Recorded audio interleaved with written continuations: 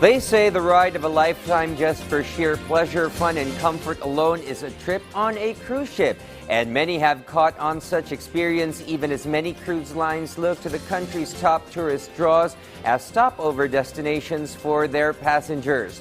Good afternoon, I am William Theo, and this is PTV News Now. This year, the Philippine Ports Authority projects at least 103,000 cruise ship passengers for a brief visit to the country. From January this year to the end of May, a total of 65 cruise ships have made port calls in the country with over 58,500 passengers in tow. PPA head honcho J. Santiago said in a recent presser. In addition, Santiago said a cruise ship port in Surigao del Norte is nearing completion that will surely draw tourists headed for Siargao.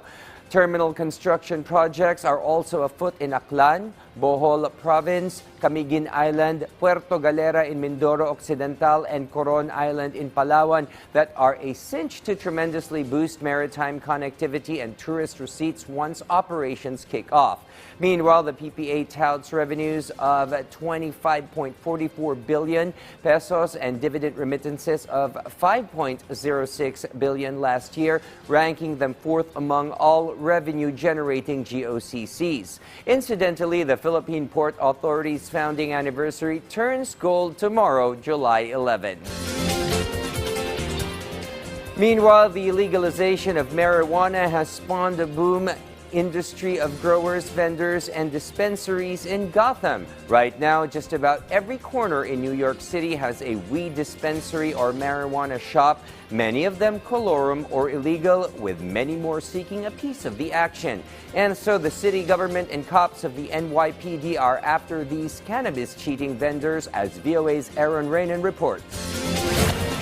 At a recent marijuana festival in New York City, attendees openly smoked cannabis in public, thanks to New York's recent laws permitting citizens to smoke marijuana anywhere tobacco smoking is allowed, including on city streets.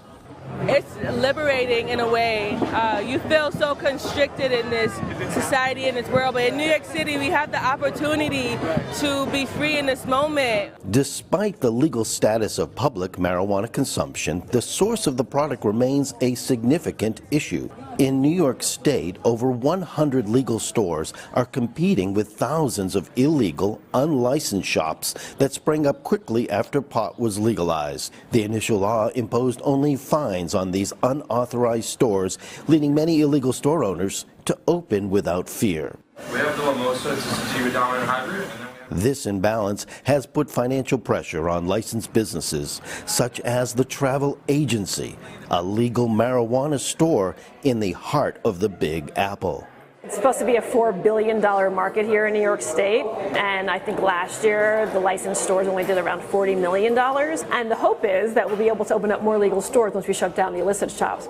To stem the rise of illegal stores, the state's legislature recently gave more authority to state and local officials to shut them down. In the last 4 weeks alone, under the new authorities granted, the state and the New York City collectively have padlocked nearly 500 of these shops. There was perhaps limited authority to engage in this level of enforcement early on, but now that we have those powers, the state is moving very aggressively to close down these unregulated operators.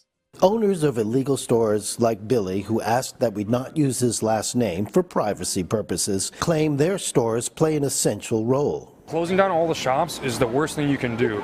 There's 3,000 plus smoke shops in New York City. There's, 55 legal dispensaries? So you're going to take the customer base from 3,000 illegal smoke shops and mob the dispensaries? Nobody's going to want to wait online just to buy weed. John Kagia of the New York Office of Cannabis Management rebutes this notion, claiming there are health risks associated with illegal stores. We don't know where these products have come from. They are not tested. We don't know what standards they have been produced by. And so truly consumers have no idea what they're consuming when they purchase from these stores, compared to the legal stores where the products are regulated, tested, and grown right here in the state of New York. New York joins 24 states along with Washington, D.C. and Guam in legalizing recreational marijuana. Recent federal actions to reclassify marijuana could pave the way for nationwide legalization, potentially leading to thousands of new stores opening not just in New York, but across the United States. Aaron Rainin, VOA News, New York City.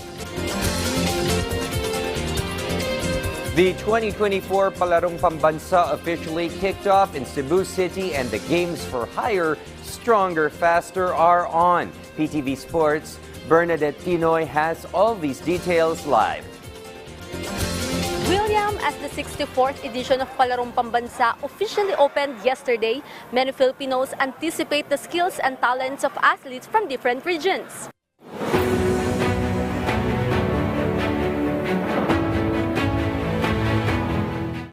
More than 14,000 delegates will compete in 24 sports events, including 3 para sports, namely para-athletics, para-swimming, and goalball. The tournament aims to showcase the ability of student athletes across the country. National Academy of Sports and Philippine School Overseas will also participate in the 2024 Palarong Pambansa. William, tomorrow the Palarong Pambansa competition proper schedule will open in different areas in the city that will last until July 15. And that is our latest sports news here in Cebu City. Back to you, William. Yes, thank you, Bernadette Tinoy, reporting live, and that is a wrap for this afternoon show. Join us again later on the evening for the next round of Newsbreakers here and abroad. I am William Theo, and this is PTV News Now.